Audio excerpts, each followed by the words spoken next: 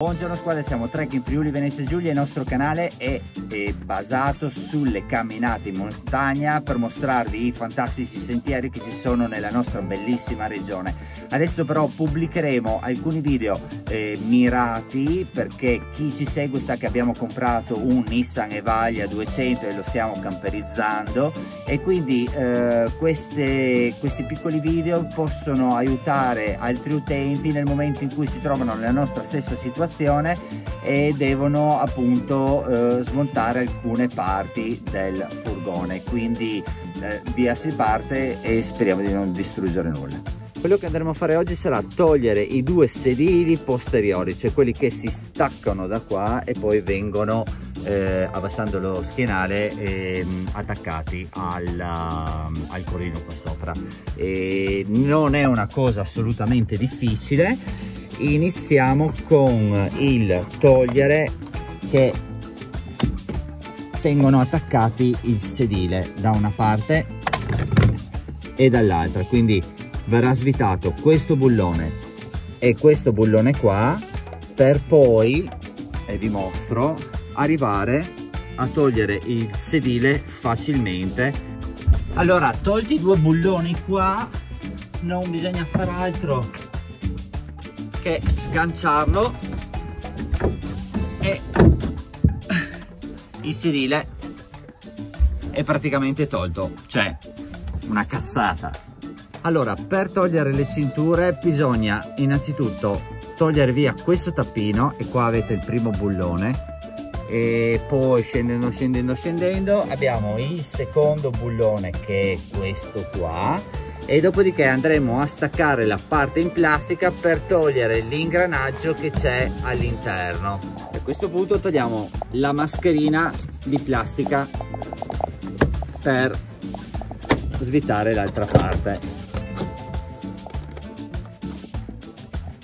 Ecco qua, togliamo l'ultima vite e con questo abbiamo praticamente eliminato la cintura sinistra. Poi passiamo allo smontaggio del pannello. Questo qua sarà da svitare queste due viti qua. Allora, per staccare il pannello in modo che non si rompano appunto queste plastiche qua, bisogna dare dei colpi secchi, cioè proprio tac tac tac, altrimenti facendo piano piano vai a rischio di spaccarle. Questo qua è un piccolo trucco che ho imparato dopo averne rotte ben 3. Allora, adesso andremo a togliere queste viti qua, e poi ci sono 3 attacchi qua dietro che collegano questi tubi qua, e poi dovremo andare a togliere questa parte superiore. Dopodiché stacchiamo i 3 cablaggi che sono qua, 1, 2 e 3. Allora, quello che noi abbiamo fatto è stato togliere l'impianto di riscaldamento e raffreddamento posteriore, e abbiamo recuperato tutto questo spazio qua. Per farlo io ho chiesto aiuto a un elettrauto, dato che ovviamente tagliando i tubi andiamo a perdere il gas del sistema. Cosa abbiamo fatto noi? Abbiamo tagliato i tubi fino quasi all'entrata dell'inizio del furgone. Perché? Perché deve essere messa dentro una certa quantità di gas. Questa certa quantità di gas viene specificata nella scheda tecnica e vengono dati due parametri, cioè il parametro di gas che deve essere inserito se c'è questo sistema di riscaldamento e raffreddamento, oppure se non c'è. Togliendolo praticamente completamente e compresi i tubi, abbiamo il parametro solamente per inserire il gas nella parte anteriore del furgone. Allora, adesso andremo a eliminare queste pedane qua di plastica che sono fissate da questi chiodini. Per toglierle bisogna dare dei colpi secchi in modo da staccarle.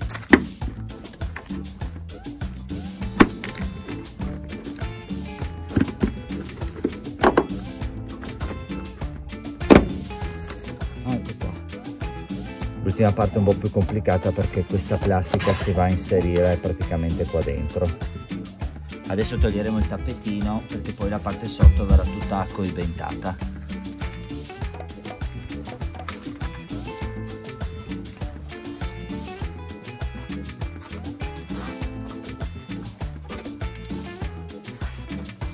Quello che faremo adesso sarà la preparazione per la coibentazione del pavimento. Andremo a togliere i ganci dei sedili anteriori e posteriori e poi andremo a togliere anche questi qua che mettendo il pavimento non serviranno assolutamente più.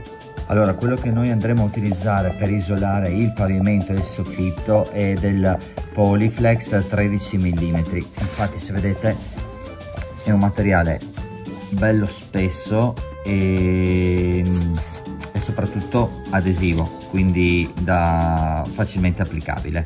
Coprire queste canalette praticamente con l'isolante, dopodiché sopra verrà messo uno strato in gomma in modo tale da isolare e poi anche attutire i rumori, e poi sopra il pavimento in legno.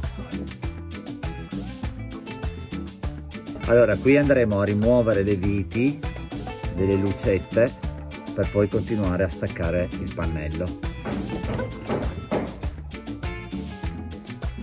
Qua è importante, per togliere questo bisogna staccare questa plastichina e togliere il bullone.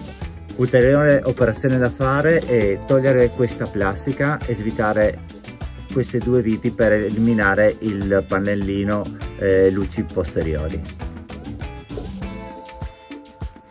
Adesso andremo a eliminare la cintura di sicurezza posteriore.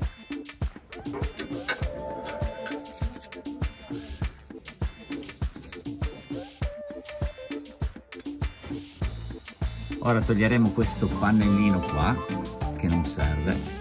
La nostra idea era quella di coibentare anche la parte davanti dell'abitacolo, però abbiamo visto che gli spazi sono assolutamente minimi e il lavoro per staccare il tutto è decisamente importante.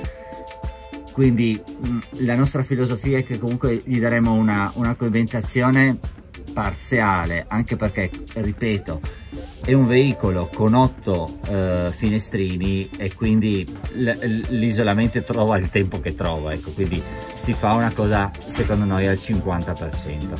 Allora, il cielo lo abbiamo tolto e abbiamo guadagnato decisamente almeno una decina di centimetri, che non è poco. Seconda parte dell'isolamento, andremo a utilizzare un isolante termico di 3 mm, questo perché? Per evitare di creare dei grossi spessori e di perdere dello spazio dove praticamente non ce n'è. Andremo ad isolare le parti laterali del furgoncino e poi, come già ho qua iniziato, i passanti. Tutto questo lo andiamo a fare perché così diamo un'ulteriore coibentazione alla cellula interna. Ok, adesso stiamo ponendo l'isolante sul tetto. Questo qua è il risultato del primo pezzo fatto e adesso stiamo facendo il secondo, togliendo via la carta un po' alla volta e incollandolo appunto al tetto.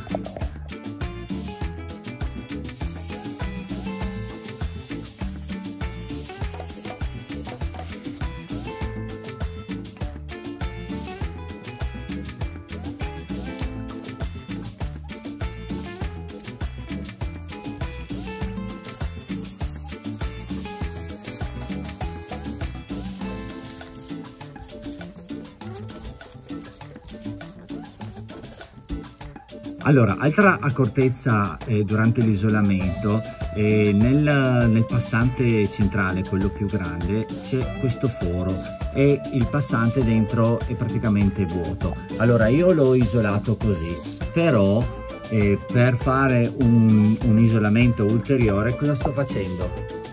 Lo sto praticamente riempiendo fino a dove si arriva con questo materiale isolante a cellula chiusa, quindi lo sto inserendo nel buco e lo sto spingendo dentro. Adesso, nella mia ignoranza, vedo che ci sono dei bulloni, non so se svitando questi bulloni qua si può staccare oppure è saldato, non ne ho idea. Io non l'ho fatto, ormai ho isolato tutto, quindi mi arrangio così. Ecco, stessa cosa farò qua. Bene, allora ho riempito questa parte qua e adesso sto praticamente riempiendo, vedete, con questa, tutta questa fascia qua.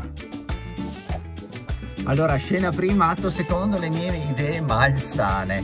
Ho deciso di riempire praticamente tutti questi passanti qua all'interno con questo materiale isolante, quindi sto infilandolo dentro questi buchi qua con il cacciavite in modo tale da riempirli tutti quanti e da creare un sistema praticamente isolante, dopodiché verrà semplicemente ricoperto senza utilizzare per esempio questi materiali qua che ho utilizzato invece per il cielo.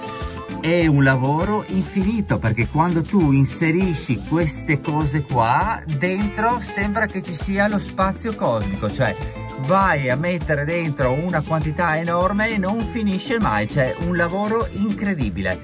Speriamo che quest'inverno, quando noi saremo in montagna, il tutto valga la pena. Bene, con questo il video termina e voi partite dal presupposto che io con il cacciavite sono un disastro totale, quindi quello che ci sto mettendo è tantissima buona volontà.